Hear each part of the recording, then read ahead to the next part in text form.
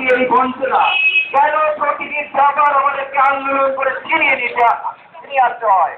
কেন কেন্দ্রীয় বিশ্ববিদ্যালয় তেজপুরে বিশ্ববিদ্যালয় না হওয়া পর্যন্ত আমাদের কেন্দ্রীয় বিশ্ববিদ্যালয়ের দাবি তুলে থাকে? আমরা জানি কেন, শিক্ষার জন্য। আমাদের কোন জিনিস অজানা নয়, কিন্তু তবু আমরা বিভ্রান্ত হই, আমরা বিভ্রান্তির শিকার হয়ে পড়ি। এই বিভ্রান্তি থেকে আমাদের উত্তরণ চাই। এই উত্তরণ ঘটাতে পারে এমনই সেবে স্বরাষ্ট্রমন্ত্রী ঘোষণা করেছেন ঢাকা শহীদ স্টেশন নামকরণ তাদের নাকচ করে দিলাম।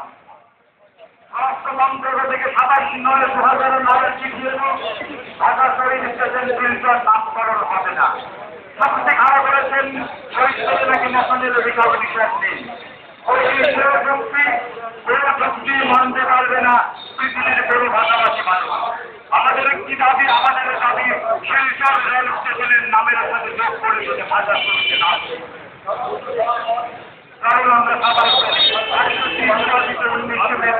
এখানে শহীদ হয়েছিলেন মাতৃভাষার জন্য। আমরা ভাষার বিরোধী এখনো বলছি, এখনো আমাদের একই দাবি, আমাদের পৃথিবীর সব তাদেরকে অবমাননামূলক চিন্তা ভাবনা তার প্রতিবাদে আমরা বলছি আমরা সবাই একসঙ্গে সোচ্চার হই ভাষা শহীদ স্টেশন শিলচরে নামকরণের জন্য আমাদের আন্দোলন।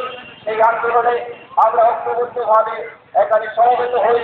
আজকের এই মিছিলে সবাই একসঙ্গে আমরা পা মিলিয়ে চলি। আমরা আমাদের প্রতিবাদের মাধ্যমে আমাদের প্রতিবাদের ভাষায় আকাশ বাতাস মুখরিত করি।